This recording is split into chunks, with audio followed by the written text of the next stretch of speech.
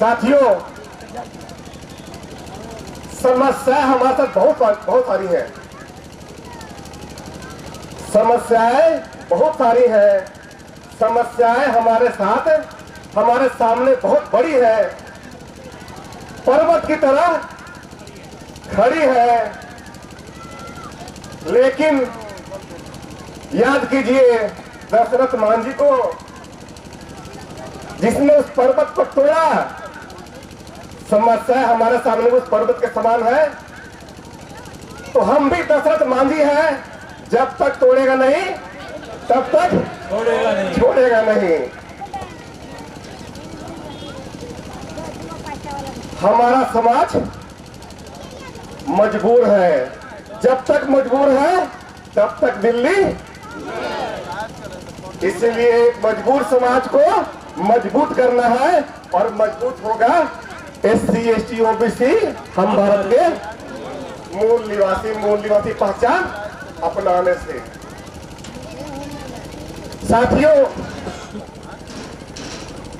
जिस समाज के लोग आंदोलन नहीं करते हैं, जिस समाज के लोग आंदोलन में शरीक नहीं होते हैं, उन्हीं का शोषण होता है, उनको अधिकार नहीं मिलता है। याद कीजिए आजादी की लड़ाई। आज वही लोग शासन में है जिनके लोग उस वक्त नेतृत्व किए, है ना। जितने भी आप नेता उठा कर देख लीजिए आजादी की लड़ाई में, सभी लोग वही लोग हैं जिनसे हम आज त्रस्त हैं, जिन्होंने हमारा शोषण किया।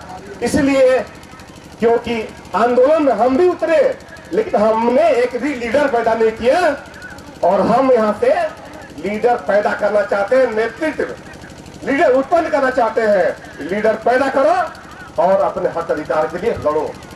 बाहर हमने गेट लगाया है, गेट में एक फोटो लगाया है, फोटो के नीचे लिखा हुआ है अपने अधिकारों के लिए लड़ो। लड़ने के लिए पढ़ो। किसने कहा? विनोद बिहारी महतो ने कहा, पढ़ो और लड़ो। किस लिए लड़ो? अधिकारों के लिए। लेकिन हमने समझ लिया केवल झारखंड के लिए। विनोद बिहारी महतो ने समाज बनाया, शिवाजी समाज। शिवाजी क्या झारखंड के थे? शिवाजी महाराष्ट्र के। विनोद बिहारी महतो ने महाराष्ट्र के नेता को अपना आदर्श माना, क्योंकि उनका सोच अखिल भारतीय था। केवल बोकारो का, धनबाद का या झारखंड का नहीं, या बिहार का नहीं, अखिल भारतीय स्तर का। इसलिए हमें भी अपनी सोच को अखिल भारतीय बनाना है। हमने बनाया। इसलिए आप सभी को इस बांधनी में मूल निवासी पहचान के तहत बांधना चाह रहे हैं। हमारे सर ने कहा, क्यों? कि हमको शासन सत्ता चाहिए, तभी समस्याएं समाप्त होगी। ऐसा डॉक्टर बी आर अम्बेडकर ने कहा। इस समस्याओं की कुंजी कहाँ है? समस्याओं को समाप्त करने की कुंजी है सत्ता और शासन में। जगदेव प्रसाद कुशवाहा ने कहा, 100 में 90 शोषित है, शोषितों ने ललकारा है। धन दौलत और राजपाट में 90 भाग हमारा है। तो 90 भाग हमारा है, तो शासन भी हमारा होना चाहिए। संत रैदास ने कहा, ऐसा चाहो राज में। लेकिन उन्होंने एक और भी कहा कि नरपत एक सिंहासन बैठा, सपने भया भिखारी। एक राजा सिंहासन पे बैठ के सो गया, सपना देख रहा है कि मैं भिखारी हो गया हूं। नरपत एक सिंहासन बैठा, सपने भया भिखारी। अछड़े राज बिछड़े दुख पाया, सो गति भाई हमारी।